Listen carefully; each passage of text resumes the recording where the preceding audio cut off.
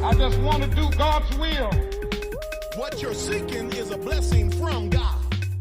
You must expect a miracle. You have the power of choice. Believe on the Lord Jesus Christ. Welcome to Life Today Live, and today's guest is one of those that, from a professional standpoint, I do admire greatly. He is one of the most successful writers, period, and in sort of the Christian genres.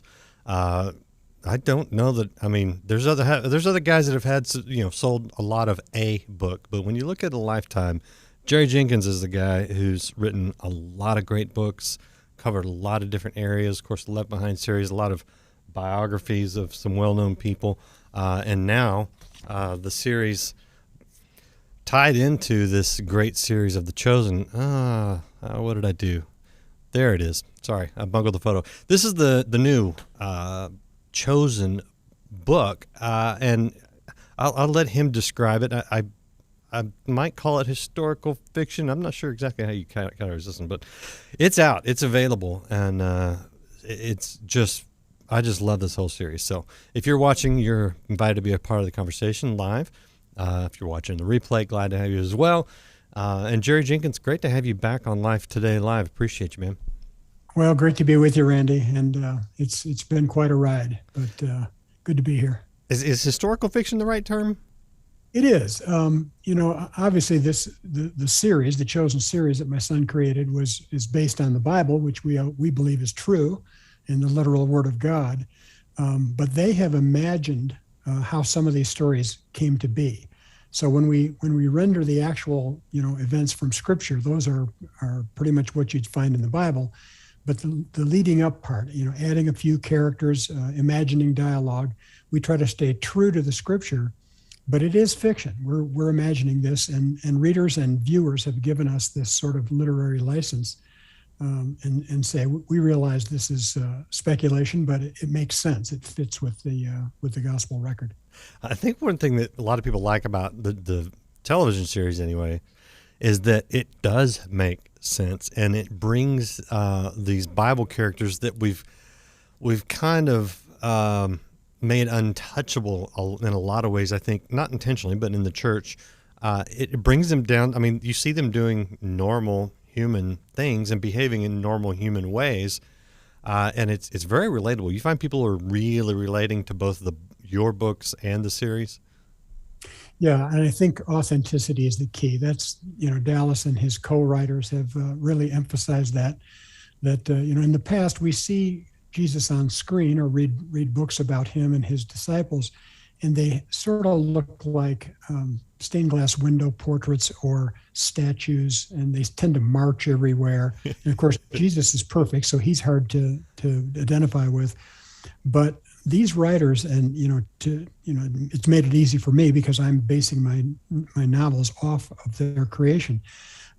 They make these people real, and so the disciples are guys with flaws. They're normal people. They make mistakes. They have to apologize, just like we are. And I don't know about you, but now when I read Scripture, I envision these characters that are on the screen, and it helps bring them to life. And they're not old guys with big beards. They're young men who are fishermen. They're tax collectors and that type of thing. And then with Jesus, I think we don't ever want to take away from his godship and his perfection, just to make him relatable. But I think what makes him relatable is that he loves these people, and he has a sense of humor. That's the thing that's been most refreshing, I think, to most readers and viewers, is they say, you can imagine that Jesus would be a fun friend to be around. Yeah. Now, I got to ask you about one of the characters. One of the things that always comes up in my conversations with people is one of the characters you explore in The Chosen, Come and See, the second novel, and that's Matthew. What is the deal with Matthew? He's an odd character.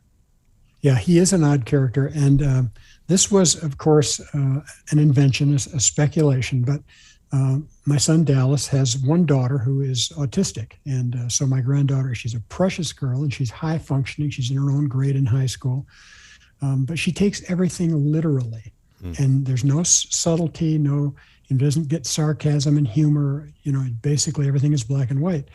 And so Dallas and his family have been very sensitive to people who are on the spectrum, on that spectrum. And so as he read about Matthew and researched him and knew he was a numbers man and that he was very successful, and his original name was Levi, which meant that maybe he was intended to be a priest, but he wanted to be a tax collector and really betrayed his own people. But who was this guy? And so they just said, well, let's imagine that he's on the spectrum. And whether it's Asperger's or autism, they didn't have a label for it back then.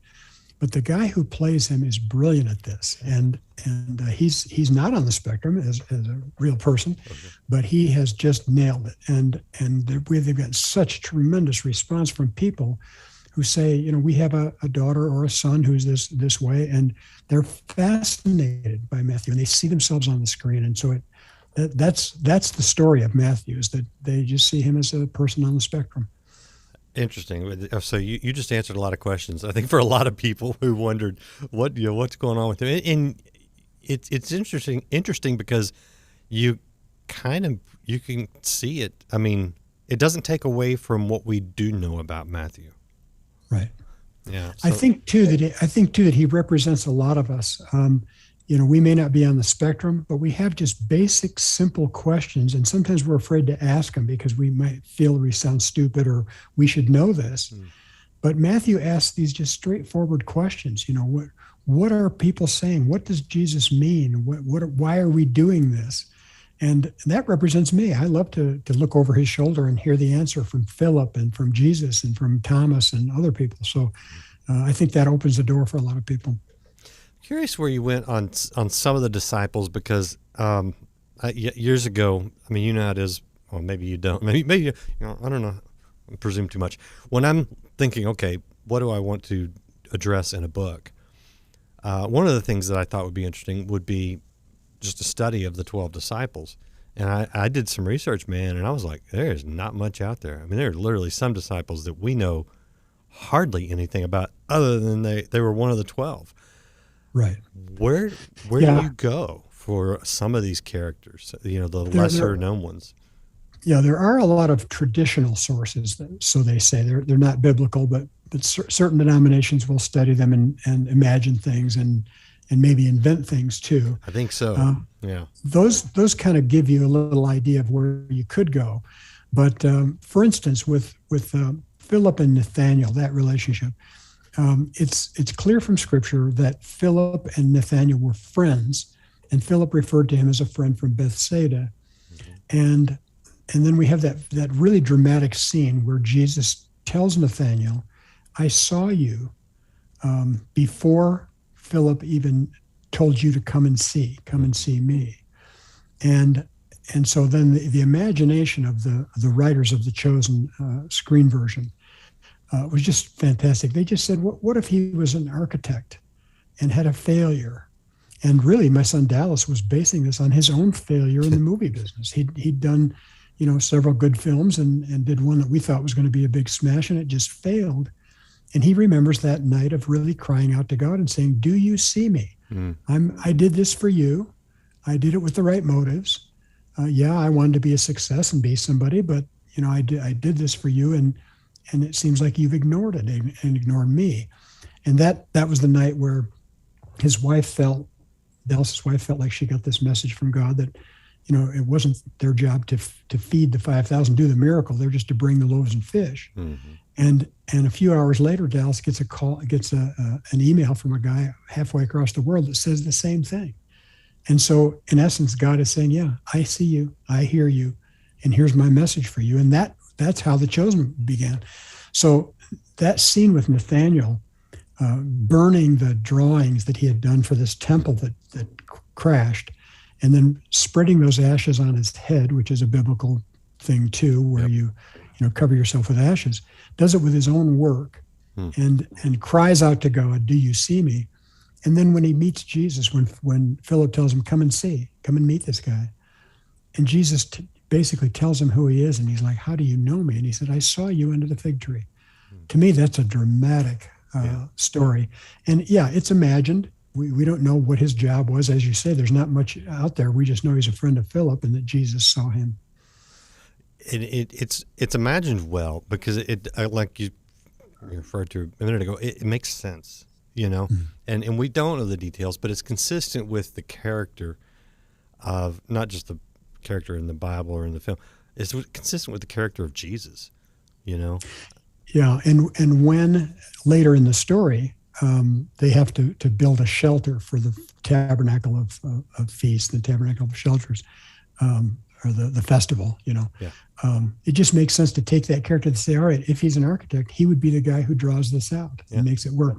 And when Jesus speaks, to the crowd, the Sermon on the Mount, and they have a little backdrop there. Now, we don't know there was a backdrop. He could have just stood on a rock, but they had to build, for the story, they built this, in essence, stage, and they have Nathaniel doing that too. So it just all fits together. Yeah, and it helps Texas look more like the Middle East. So there's that aspect too. I just let people behind the curtain there. Okay, there's several other characters that you follow in The Chosen Come and See. I have questions, but which one do you like to kind of talk about? Which one was the most fun to imagine and write about for you? Yeah, I was going to use the word fun, and it's probably the wrong term, but I did enjoy writing and really extrapolating on Jesse. And we don't know his real name, obviously, but he's the paralytic at the pool of Bethesda, and the whole story of just his entire background. They said he was there for 38 years trying to get in the water, but he couldn't make it. And so we just imagine on screen, they imagine him as a child and that he has a brother. And I just kind of ran with that and had fun with it.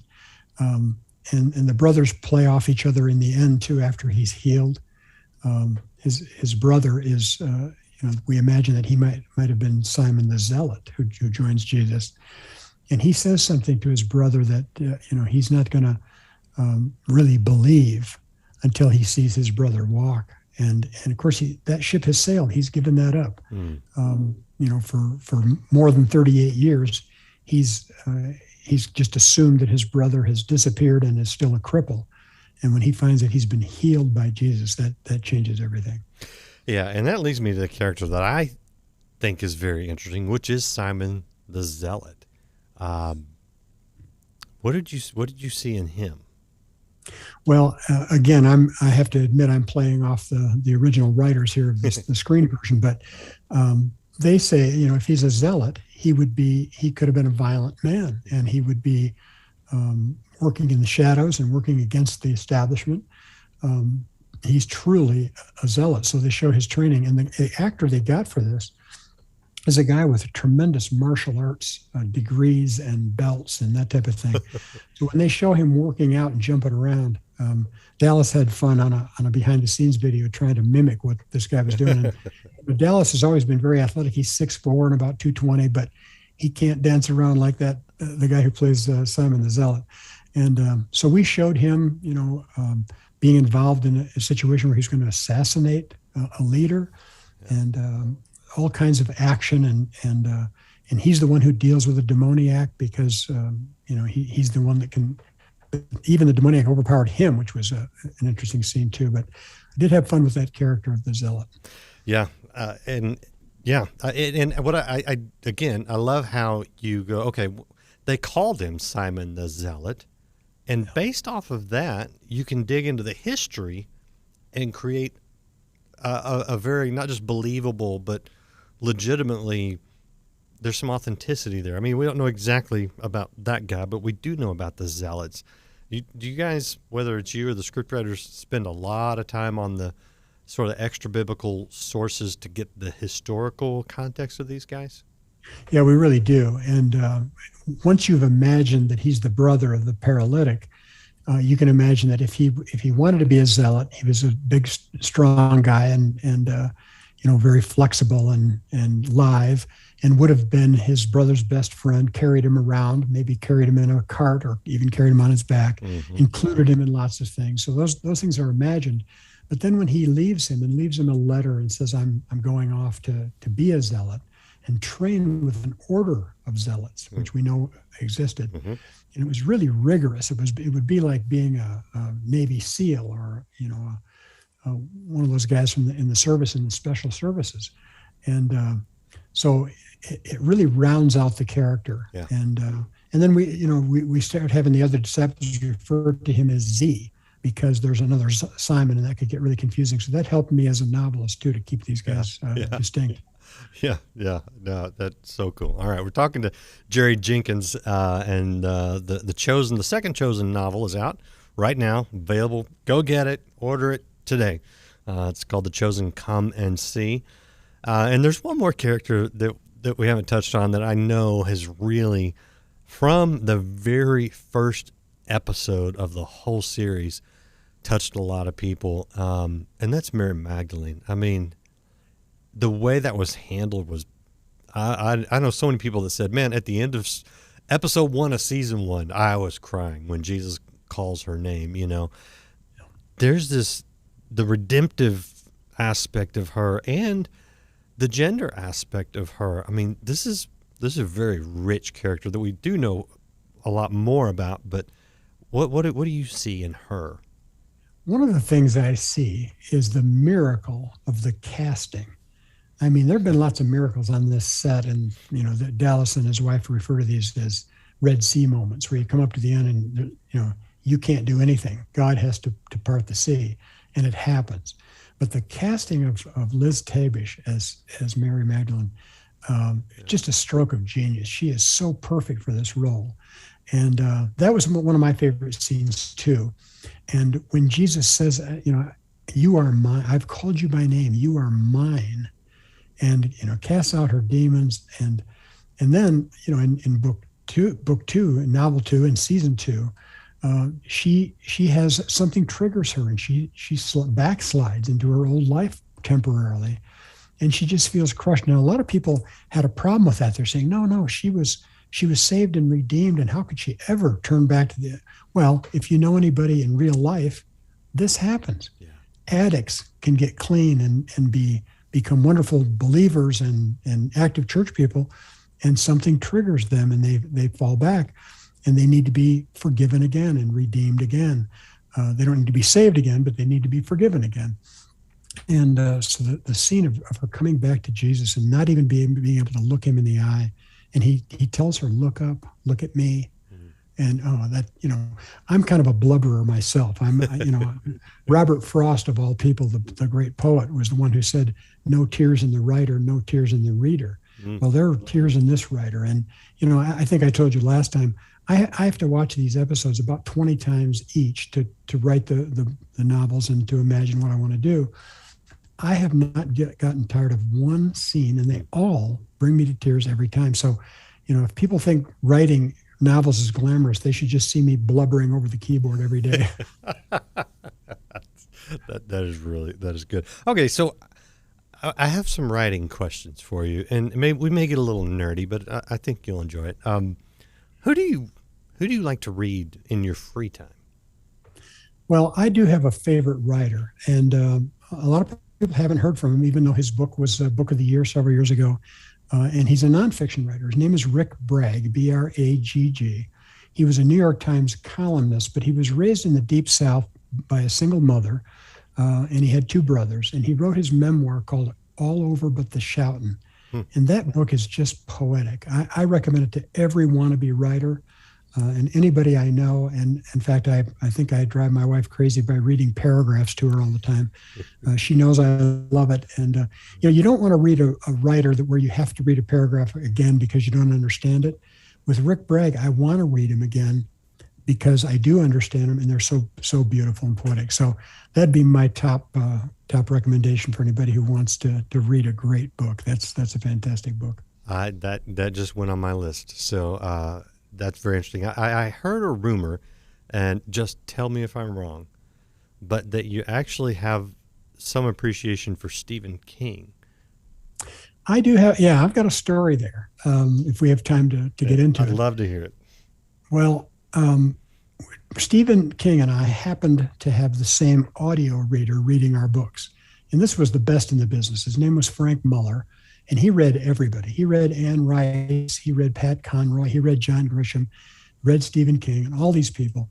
And when I listened to one of his of The Prince of Tides, I thought, oh man, if I could ever hear Frank Muller read one of my books, that would be it.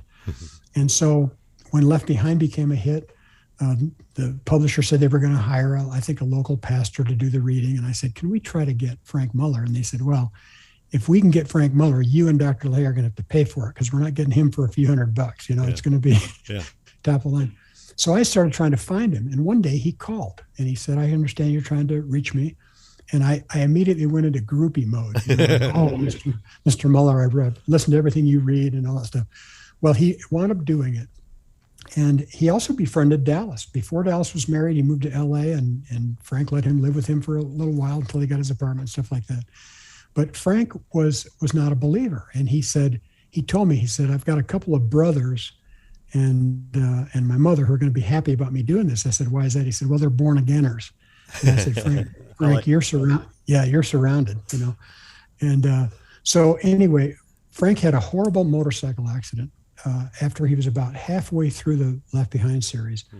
And his brain was exposed. He could barely talk, let alone read. Oh. And he was in rehab for 6 years before he died. But one day and that was back when Left Behind was really popular, and I had a lot of means, and so I was sending money to help his care. He was in rehab, and it was costing millions to keep him alive, basically. And one day I'm in my office, and my secretary says, Stephen King is on the phone for you. And I thought, yeah, it's probably Randy Robinson. That could be. Yes, I would admit. Yeah. I almost picked up the phone and said, yeah, this is John Grisham, but I thought, well, maybe. So I said, this is Jerry. He said, this is Steve King. And I thought, only Stephen King would call himself Steve. And so he said, you may not know this, but the fund you've been giving to for Frank Muller is really something I set up under another name. I didn't want people to know I was behind it. Oh. But he said, you and I are the only ones that are really, contributing in a significant way here. And he said, I think we need to go see Frank in rehab, maybe have a benefit for him and that type of thing. So we talked, and I said to him, I said, this may come as a surprise to you, but I'm a fan of yours. I don't read all the goriest stuff and all the sure. horrible stuff, but like The Green Mile and Misery and stuff like that. And he said, well, this may come as a surprise to you, but I'm a reader of yours. Wow. And you could have knocked me off my chair. He said Frank had given him Left Behind, and he's a big baseball fan, so he had read my baseball novel. Yeah. So we kind of hit off, and we did go to see him in rehab, see Frank, and so we keep in touch. In fact, I just sent him a little email note this morning. I expect to hear back from this afternoon. And when I'm reading his book on vacation, like if I'm in Hawaii and I see people around the pool and they're all reading the Stephen King book, I'm thinking, yeah, you're all reading the book and so am I, but I'm texting him on the side. And Writer's Digest did a story, a cover story several years ago on us as sort of strange bedfellows, the horror writer and the Christian writer who have kind of hit it off. So it's been fun. Not that strange, because I will admit I've read a novel or 20 of his, and I've wondered at times, because I'm thinking, okay, this is a guy who understands the good and the evil. And of course, the horror genre, the evil is, played up and all that. But at the core of it, it's things like love overcoming fear, right. The power of friends or family, and this is the supernatural aspect. And it's not like, I don't know, for most of what I've read of his, it's good overcoming evil. Yeah, and that's really insightful that you noticed that in there, because one thing I noticed is that when he does write about spiritual things, actual church things, he gets it right. And he does. And I talked to him about that, and he said, well, he was raised in a mainline church. I don't remember if it was Lutheran or Methodist, something like that.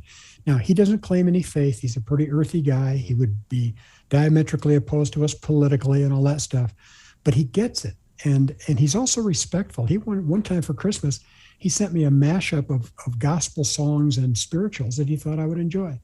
And so, in fact, when he talked to me about the benefit for Frank Muller, he said, I'll get the New York publishers behind this. He said, you get the Christian publishers behind it because I know prayer works.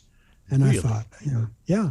Now, when I've mentioned this occasionally online, maybe I'll have him do a column for my Writers Guild or something. You get the trollers who say, how could you be a friend of Stephen King? He's not a Christian or blah, blah, blah. Yeah.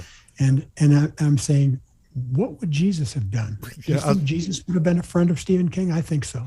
No, obviously, especially if you watch The Chosen, you would know that Jesus hung around with some people that the religious types didn't approve of. I think that's fabulous. I did not know that, and I think that's really cool. I think that's what Jesus kind of laid down for us as a model, which is you're the light in the darkness, but you're surrounded by darkness. I'm not trying to paint people in a dramatic way, but just saying that if we are going to have an influence on the world, we need to be receptive to being around them, not compromising. You know this, but right. I don't know what.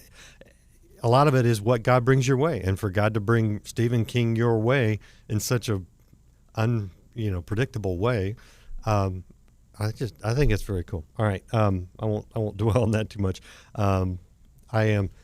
My fantasy football team for the last 23 years has been called the Gunslingers, if that tells you anything. So, all right, moving right along, back to the Chosen series. You're getting ready. They're getting ready to shoot. I know, here in Texas, and you're getting ready to write. Is that right? We got season 3 coming. Yeah, I've got the scripts from Dallas and his co-writers, and I'm waiting to see what's on the screen. I think they have episode 1 already in what they call, it's not locked. When they lock it, that means that it's got the sound and the lighting and everything is perfect. Right now they've got the rough cut. But they're back to shooting now in Texas. They've done some in Utah, and I'll be down there soon and be on the set. It'd be great fun. But yeah, I'm getting started on novel number 3 to go along with season 3. Any idea where this goes? I mean, because if you're following the followers, you could go obviously way beyond the crucifixion and the different places, and you talk about legend amongst the church. I mean, if you follow Thomas, you could end up in India or in England, I think, or Italy somewhere. Right. There's like multiple tombs. But do you guys have any idea? Is there an end in sight, or what are you thinking? Well, I think the 7 seasons, the total of 7 seasons they want to shoot, are going to go through the resurrection. And Dallas is not making any promises, but lots of people are saying, surely with all these sets you've built and all this stuff, and these great actors you have, you could go further and go into Acts. Yeah. They're going to need a fantastic Apostle Paul, obviously. So he's not making any promises. He said, I think the first thing I'm going to do at the end of the 7th season is sleep for a year. Yeah. So no doubt. There may be a break there, but yeah, I think it's going to be going to keep going. Man, I love it, and I know people love it, and it's really touching people in healthy ways, I think. And so appreciate you. I want to show people your website real quick. This is jerryjenkins.com. Looks like this. And what interesting thing, Jerry, I thought, you go to jerryjenkins.com, you're going to see the Chosen books, the Left Behind series, or some other. It's let me help you write your book. That's unexpected. What are you doing? Well, that I think is the secret. In fact, one of the mistakes that a lot of people make when they do their own site, it promotes them and their books or their product or whatever they're trying to do. I was taught by some really good marketing consultants that you want to benefit the people that visit. If they feel benefited and they learn something, they'll be back. And if you occasionally mention, okay, I've got a new book out, they'll buy it. You don't have to trumpet it. You don't have to do a big hairy deal. I've got a new novel coming out next month. That's not The Chosen. It's called Dead Sea Conspiracy. And I'm just going to ask my tribe, which is getting pretty huge, if they want to help launch that by writing blogs about it. And they'll all jump in and do it. But not because I'm self-promoting all the time, because I'm promoting them. I'm saying, let me help you and I'll teach you what I know. Very cool. I mean, I don't even know what to say. Dead Sea Conspiracy, though? Let me promote you here. Dead Sea Conspiracy coming out in August, is that right? August 23rd, yep. August 23rd. Okay. Well, this is you can go get the Chosen book too. Get Dead Sea Conspiracy in August, and you will not only get some rich, fiction, historical fiction and inspiration, but you'll enjoy it. And to me, that's important. I have to enjoy reading someone's writing, or it's just a beating. And Jerry, again, appreciate you. Your writing is fabulous. It is fun, but it has the depth and spiritual backing as well. So, man, you're one of the legends. I appreciate you taking the time to sit down with us. Always great to be with you, Randy. Thanks so much. Appreciate you guys out there watching. My goodness, hit share. You know, anybody that loves The Chosen, they're going to want to hear from Jerry Jenkins, and anybody else that just appreciates the arts, the drama, and, you know, the life of Christ and his followers. Hit that share button. If you have not subscribed or hit follow or like, I invite you to do that now. And do come back. We've got so much more for you here scheduled on Life Today Live. We'll see you again next time. Mediator between God and man. No man comes to the Father but by me.